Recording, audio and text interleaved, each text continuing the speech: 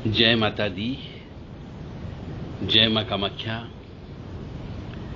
मां भगवती जगत जननी आद्यशक्ति भवानी अनादिनी शक्ति कष्ट निवारिणी दुख निवारिणी महिषासुर मर्दिनी चंडमुंड नाशिनी सिंहवाहिनी क्लेश नाशिनी पाप नाशिनी आप सबको सद्बुद्धि प्रदान करे।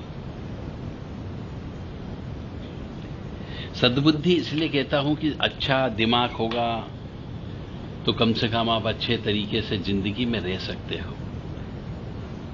हम मां जगत जननी से प्रार्थना करते हैं कि आपको निरोगी रखे।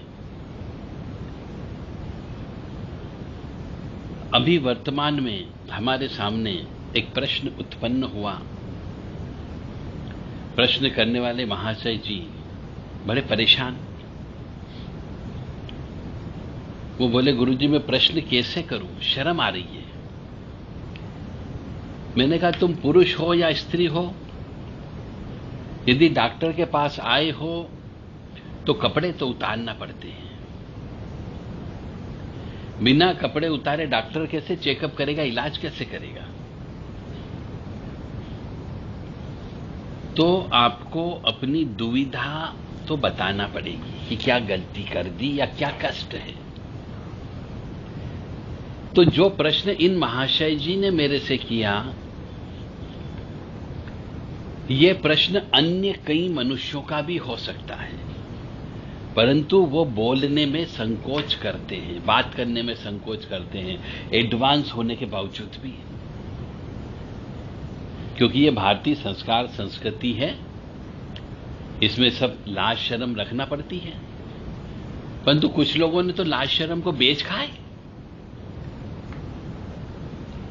अब प्रश्न यहां पर उन महाशय जी ने जो प्रश्न किया है, प्रश्न ये किया है कि जब उनकी धर्म पत्नी रजस्वला अवस्था में थी, उस टाइम उस व्यक्ति ने उस स्त्री के साथ में सेक्स किया और साथ में उसके हाथ का खाना भी खाया और उसके बाद से उनके मुंह से गंदगी बदबू आने लग गई, यानी मुंह में गंदगी बस गई। अब इस दोष का निवारण बताएं। अब वो कह रहे कि साहब ये आप ठीक कर दो जैसे तैसे, आगे से मैं गलती नहीं करूंगा। और जय माता दी। हो सकता है यह प्रश्न हमारी बहुत सी माता बहनों का भी हो और बहुत से मनुष्यों का भी हो सकता है, पुरुषों का भी हो सकता है।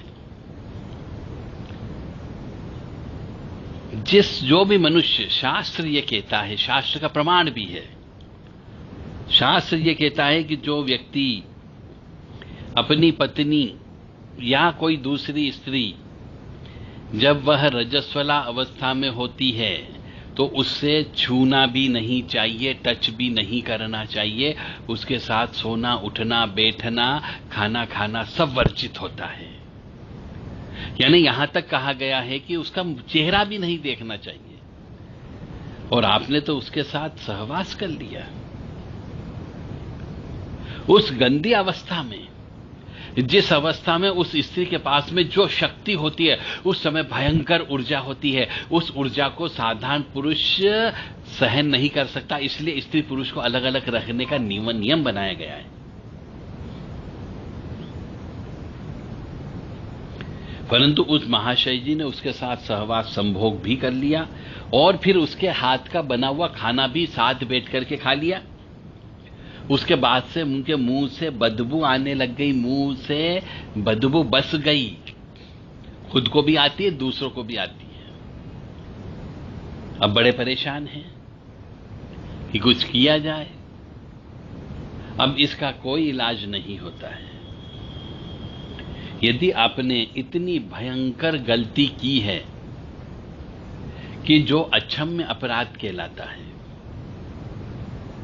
इसका फल तो आपको भुगतना ही भुगतना पड़ेगा, कोई भी नहीं रोक सकता। हाँ, आपकी आत्मा की संतुष्टि के लिए ऐसे ही ऊपरी ऊपरी तौर पर आपको बहुत सारे टोने टोटके बताने वाले मिल जाएंगे, मैं भी बोल देता हूं। तो यह टोना टोटका है कि आप कम से कम उज्जैन में जाएं, महाकाल महाराज के वहां पे 5 बार या 11 बार श्री रुद्र अभिषेक करवाओ, तो शायद ईश्वर आपको माफ कर दे।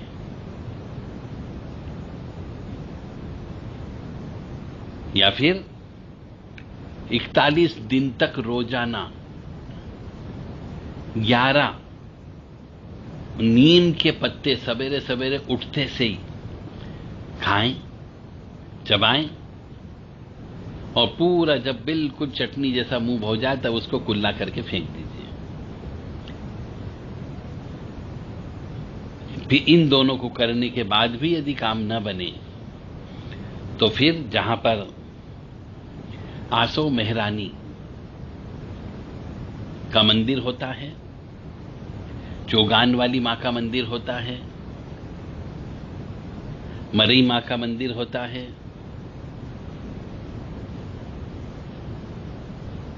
छोटी माता का मंदिर है, ऐसी जगह जाकर के पूजन अर्चन करें और उनसे प्रार्थना करें, तो शायद माफीनामा मिल जाए तो मिल जाए, अन्यथा कोई संभावना नहीं है। तो यदि कोई मनुष्य ऐसा कुकृत्य कर देता है तो उसे अपने जीवन में कंगालीपन अवश्य देखना पड़ता है।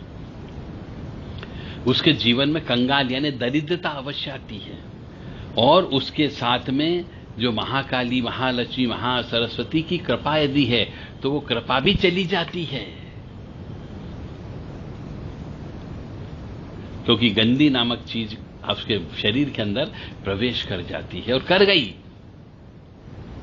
अब वो कुल देवी देवता भी उससे नाराज हो जाते हैं, यानी धीरे धीरे ऐसे मनुष्य का जीवन नरक बनता है। बहुत धीमी गति से नरक बनेगा, कोई समझने वाला समझ ही नहीं पाएगा कि इसकी पत्रिका में जब ये दोष नहीं है तो फिर ये ऐसा क्यों रहने लगा, जब इसके ऊपर कोई तंत्र बाधा नहीं है तो ये ऐसा पागलपन की अवस्था में क्यों हो गया, जब इसके ऊपर कोई चौकी नहीं बैठी तो इसका धंधा पानी क्यों बंद हो गया, जब इसका ऊपर किसी प्रकार का कोई तंत्र विद्या नहीं है तो भी ये इसका दिमाग काम करना क्यों बंद कर दिया, यानी पागलपन की अवस्था अवश्य आएगी।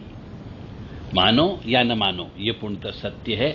मैंने अपना धर्म आपको निभा दिया कि आप आगे से ध्यान रखें, और यदि किसी व्यक्ति ने ऐसा कर्म किया है और यदि वो हमसे शेयर करना चाहता है तो कर सकता है। यदि ये इलाज करने के बाद भी ठीक नहीं होते हो तो आप देव राधा ट्रस्ट से संपर्क कर सकते हैं, पर पहले जो उपाय बताएं ये उपाय आप करें। जय माता दी, जय मां कामाख्या। 9893128047 और 7649862712 इन नंबरों पर आप व्हाट्सएप के माध्यम से अपना नाम, शहर का नाम बताते हुए ये समस्या कब से है ये अवश्य बताएं, किस प्रकार की समस्या है ये अवश्य बताएं, ताकि आपसे डिस्कशन करने में, विचार विमर्श करने में कुछ सहयोग हो सके। जय माता दी।